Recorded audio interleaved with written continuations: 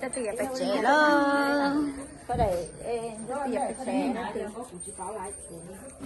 mà khánh chơiไปเจเออก็คือหมกวัวมองเด้อเลย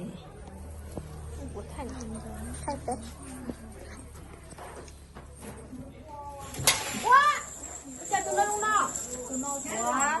ก็หล่ะไม่จะใช่ตัวตัวนี้mất tôi yêu rồi đã rồi tin rồi bây giờ vào đây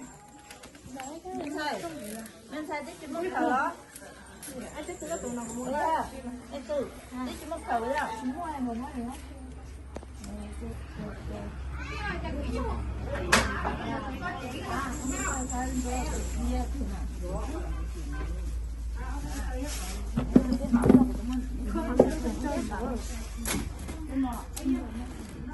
thấy à nó thấy này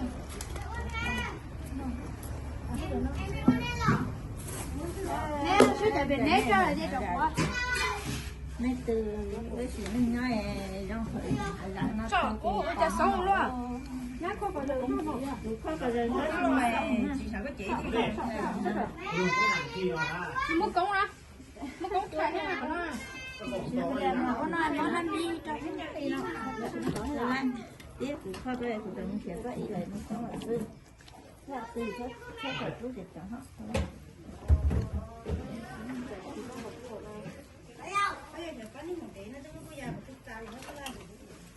nó cái lá treo này được không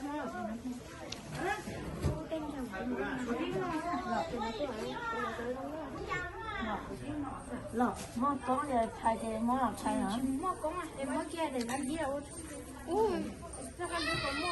thầy bây giờ sao chị nói này nãy cũng nãy cái gì chuyện à? Chị nói đúng có ha. Đây chị đang có sang chị đó. Tại vì có gì nhất đó. Các em á, để chờ. Muốn cái kia nói phải được cả, cái chị mất cống rồi. Muốn cho cống thay cái ha. Muốn cái cho cống thay cái đó.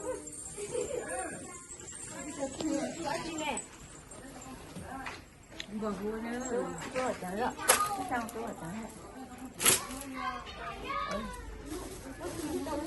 Anh chỉ thấy ông con tôi một chút nữa to lắm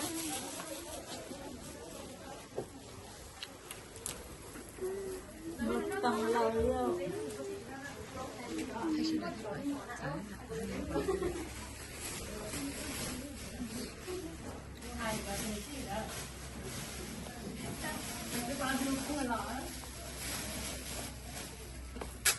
tao này nóจะเข้าหนองรู้เค็มตลอดเยอะเราเลือกว่าเขาจะจ้างก็อันจ่าแล้วน่าจะรู้ว่าเขาเลยเราปอกขนมเลยรั่วเลยแล้วน่าจะขนมเราเขาได้นี่เป็นจนตอนนี้เดี๋ยวเธอที่เก่าเราทุกเธอที่เก่าน่ะกินแล้วเขาไม่กินผมก็ที่เด็ดใจว่าจริงจริงได้แล้ว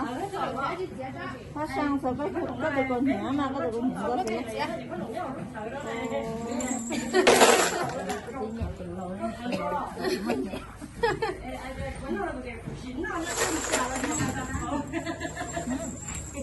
ไล่เลยมาใจจะตีเนี่ยตลอดเนี่ยคือเราที่สุดเนี่ยเราจะตีเนี่ยตลอดที่เนี่ยเขาเลี้ยงยี่ห้ออย่าง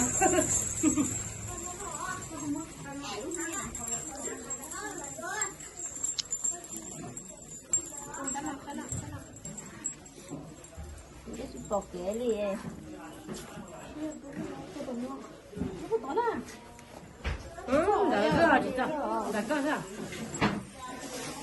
là tiếc mà có to là chỉ mà nếu lo rồi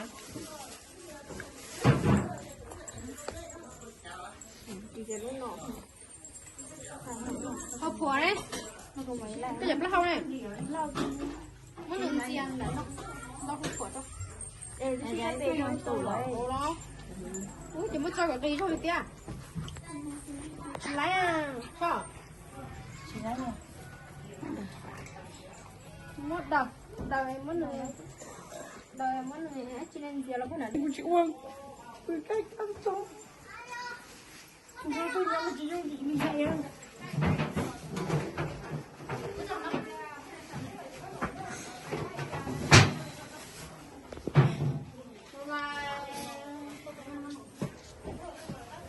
chị mua nhá chị cần có cái gì cho anh ta tỏi bạch chế ơ cái phê nhà bạch chế luôn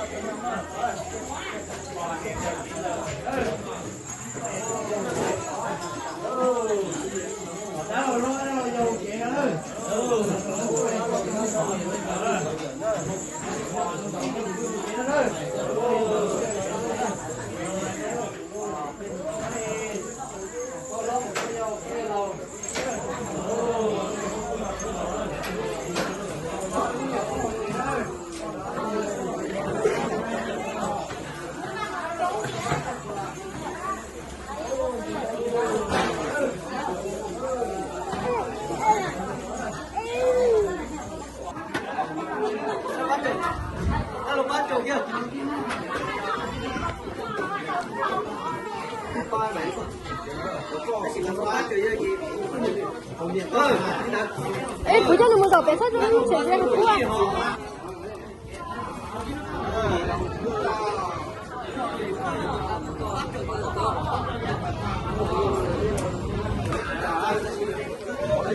Chúng ta tỏ lòng các khổng.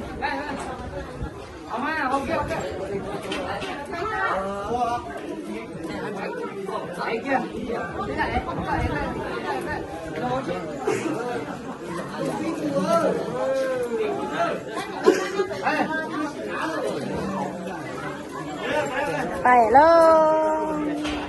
tỏ kia là phải luôn.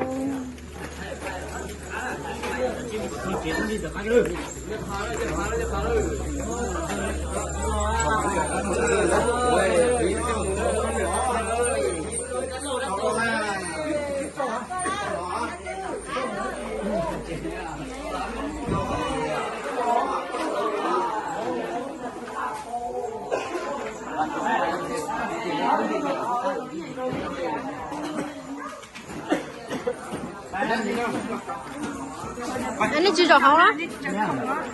À, chỉ cho là nước chưa? Không lá rồi.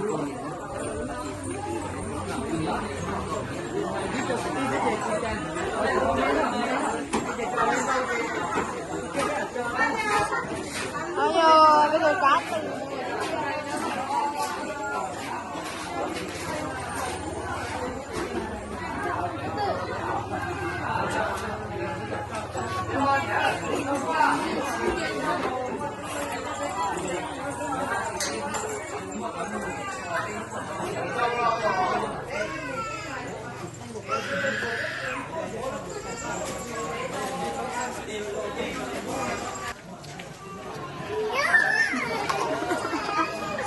ini dia kok nanya ya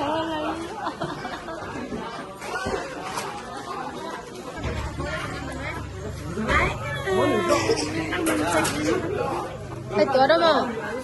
Thích tuổi lắm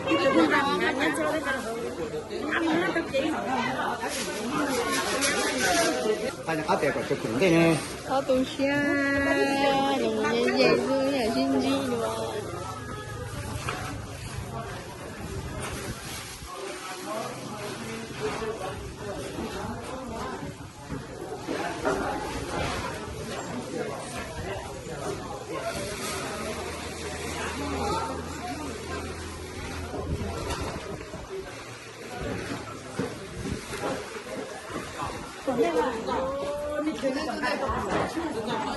Trong nhà này à?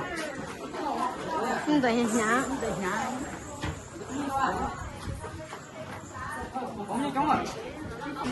Nó đợi chờ tú Nó đợi chờ nó tú dây cận xe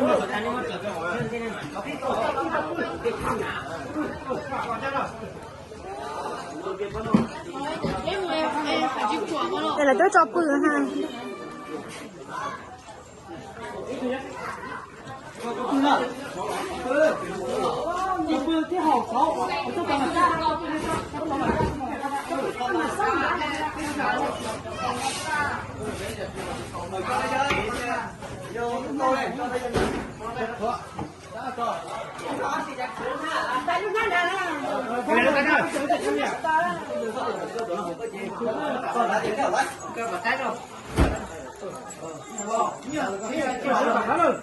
tại kể cho bà trường khăn gì số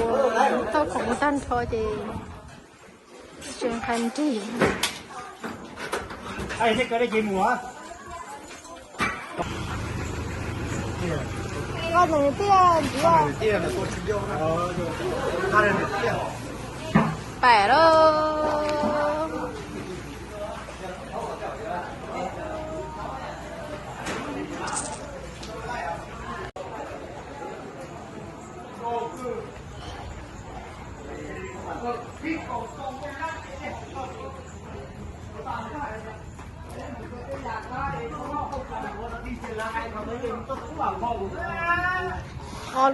lúc chế tao ăn như lúc nhang ở mỗi trong nửa chén trái phải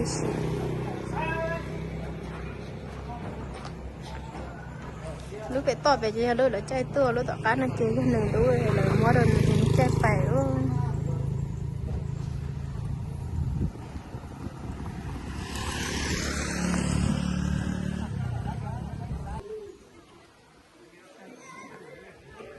lúc đó bị to bị nó cái tao tí chạy nó bị to nó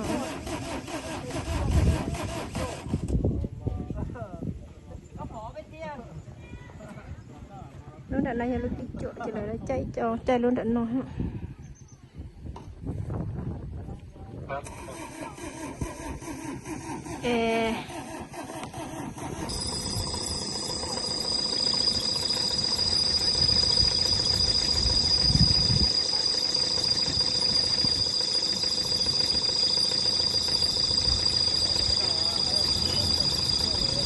phải đâu